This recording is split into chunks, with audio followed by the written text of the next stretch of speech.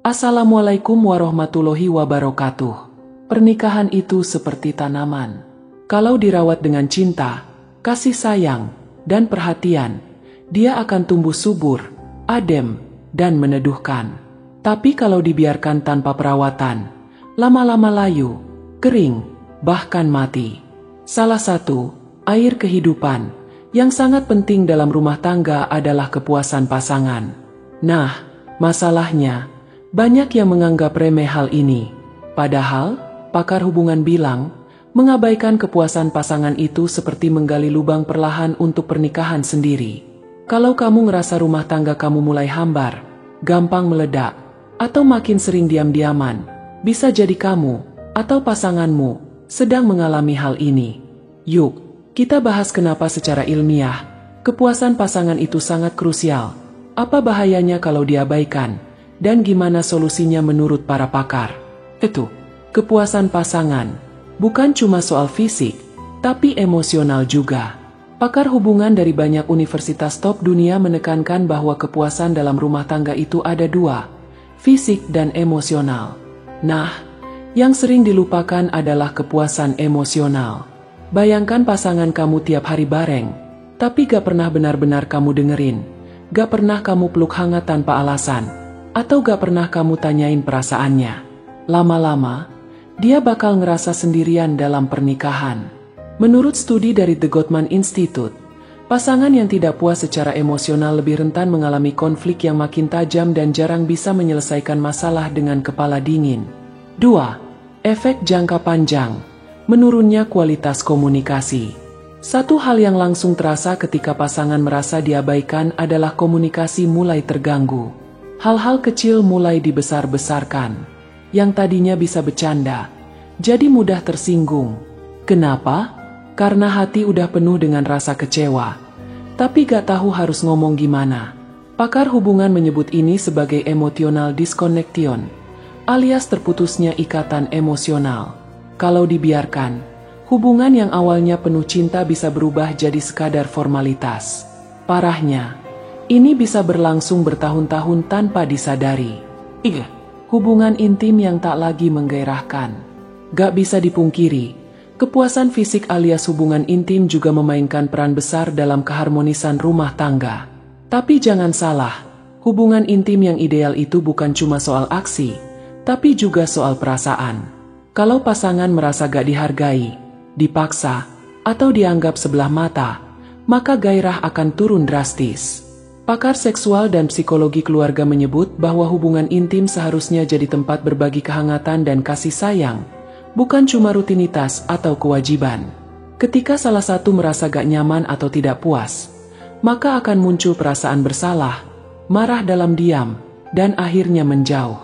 4. Bahaya silent resentment, marah tapi diam.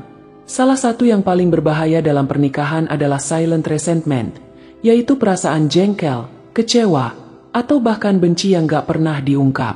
Ini sering terjadi saat pasangan merasa gak didengar atau gak dihargai. Mereka gak marah secara langsung, tapi mulai menarik diri, malas ngobrol, malas disentuh, bahkan malas pulang ke rumah.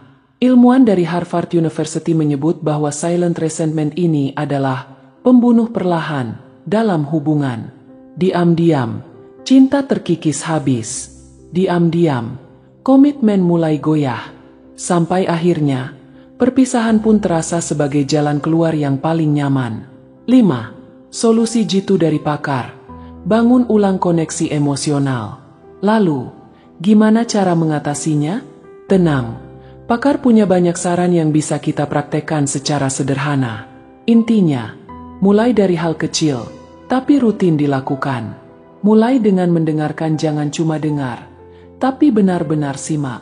Tahan dulu komentar, cukup tanya, kamu lagi ngerasa apa hari ini? Sentuh tanpa alasan, pegang tangan pasangan saat nonton TV, peluk dari belakang saat dia masak, atau cium kening sebelum tidur. Itu semua bentuk perhatian nonverbal yang menguatkan ikatan batin. Jangan tunda bicara hati ke hati, ambil waktu 15 menit tanpa gadget, tanpa gangguan. Duduk bareng, ngobrol dari hati. Tanya hal yang sederhana, apa yang bikin kamu bahagia akhir-akhir ini? Atau, Apa yang pengen aku ubah supaya kamu lebih nyaman? 6. Jadwalkan waktu khusus berdua. Menurut para ahli hubungan, pasangan yang rutin punya waktu berkualitas berdua lebih mampu mempertahankan keintiman dalam jangka panjang. Gak perlu ke tempat mahal. Jalan sore berdua, nonton bareng di rumah, atau masak berdua udah cukup bikin hubungan makin erat. Waktu khusus ini bikin pasangan merasa diperhatikan dan penting. Dan ini langsung berpengaruh pada kualitas komunikasi, keintiman, dan kerjasama sehari-hari. 7. Jangan remehkan pujian dan apresiasi. Kadang kita terlalu sibuk cari kesalahan pasangan sampai lupa kalau dia juga butuh diakui. Pakar psikologi menyarankan, biasakan mengucap terima kasih walau untuk hal kecil. Contohnya, makasih ya udah masakin hari ini. Enak banget. Aku senang kamu temenin aku hari ini. Rasanya beda. Kalimat sederhana ini bisa memperbaiki suasana hati yang tadinya penuh beban.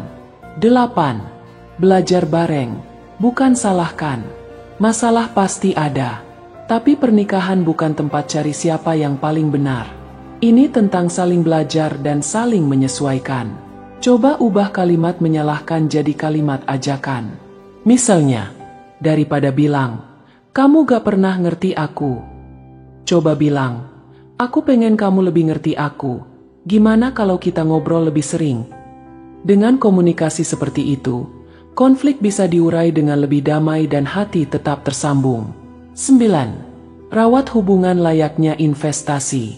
Pernikahan itu bukan sesuatu yang otomatis langgeng. Ia butuh perawatan, butuh waktu, tenaga, dan perhatian. Sama kayak kita ngurus tanaman atau menabung masa depan. Kalau gak dirawat, ya bisa kering dan rusak. Pakar menyarankan pasangan untuk punya ritual keintiman, seperti berdoa bersama sebelum tidur, ngobrol sebelum tidur tanpa gadget, berpelukan minimal 20 detik setiap hari. Secara ilmiah ini bisa menurunkan stres dan meningkatkan hormon cinta, oksitosin. 10. Jangan lupa berdoa minta keberkahan. Terakhir, para pakar hubungan Muslim juga menekankan pentingnya melibatkan Allah dalam setiap aspek pernikahan. Kepuasan, kebahagiaan, dan keharmonisan sejati datang darinya. Jadi jangan lupa selalu berdoa agar hati kita dan pasangan terus disatukan dalam cinta yang tulus dan diberkahi. Cinta harus dirawat, bukan dianggap basi. Mengabaikan kepuasan pasangan bukan hanya bikin hubungan hambar, tapi bisa jadi pintu masuk konflik besar yang gak kelihatan.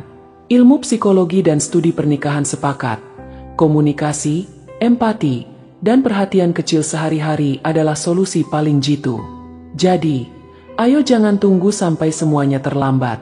Kalau kamu sayang pasanganmu, tunjukkan dengan perhatian, sentuhan, dan kata-kata. Karena cinta yang terus dirawat akan tumbuh kuat, dewasa, dan bikin hidup makin bahagia. Wassalamualaikum warahmatullahi wabarakatuh.